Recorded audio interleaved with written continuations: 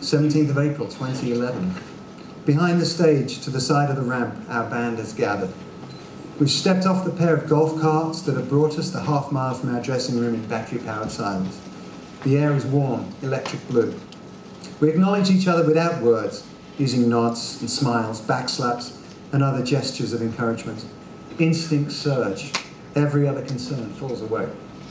Since 1981, we've released our songs on vinyl, cassette tape, CD, digital audio tape, mini-disc, ringtones, MP3, streaming and download for purchase or rental.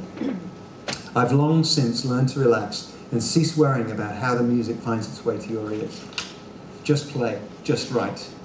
As long as I keep those calluses on my fingertips hard and maintain an enthusiasm for making music, I'll be happy most of the time. The addictions are still there, and keeping them at bay requires work. Therapy, physical exercise, journaling and meeting up with other addicts in recovery many times each week. It's a big commitment and not to be taken lightly.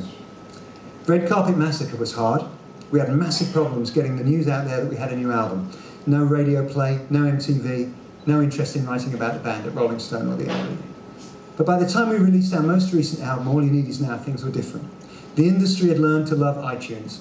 In December 2010, we released the album as an exclusive digital download. The album went to #1 on almost every iTunes chart around the world. It was one of the most thrilling moments I've had in 30 years of being in the music business. I could feel excitement around the band beginning to build again. I joined Facebook and Twitter. Social networking put our fans back in touch with us and put them back in touch with each other.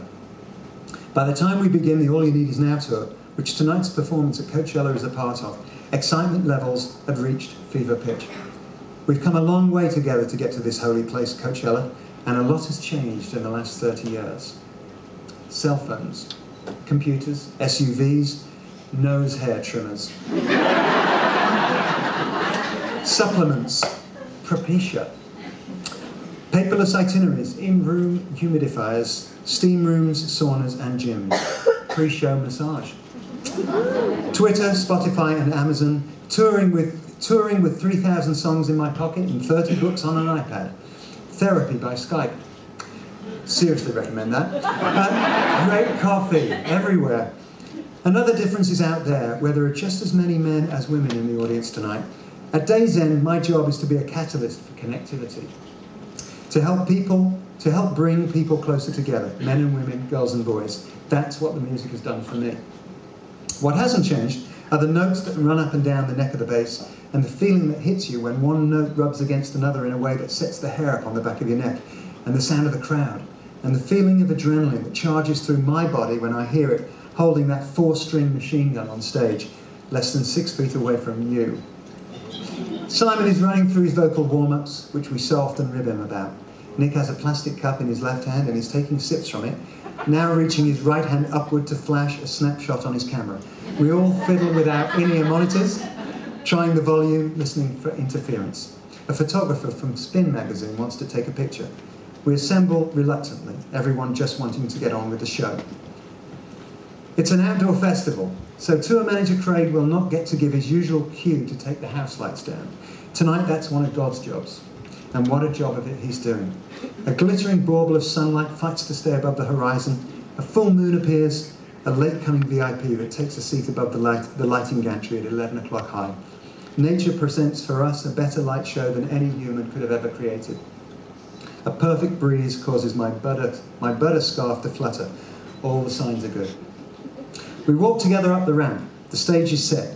The electronics are primed. The audience ready. Nick walks on first in a black net snood borrowed from Lady Gaga. It really only worked that one night. He walks across the stage and onto the riser, puts down his camera and touches the Andromeda synthesizer, from which issues forth a sample of the exact sound he used to begin our first single, Planet Earth, written and recorded over 30 years ago. My heart's pounding. There's no better time than this, when I'm about to take the stage and the future belongs to me. This is what the moment feels like as I walk out onto the stage one more time. Roger's drums kick in. An 8-bar count and I'm in with him. The galloping groove that started it all for me. 30,000 California kids, eyes and teeth smiling, cameras and cell phones popping, a million tiny seductions all at once. And the music never sounded better. Thank you.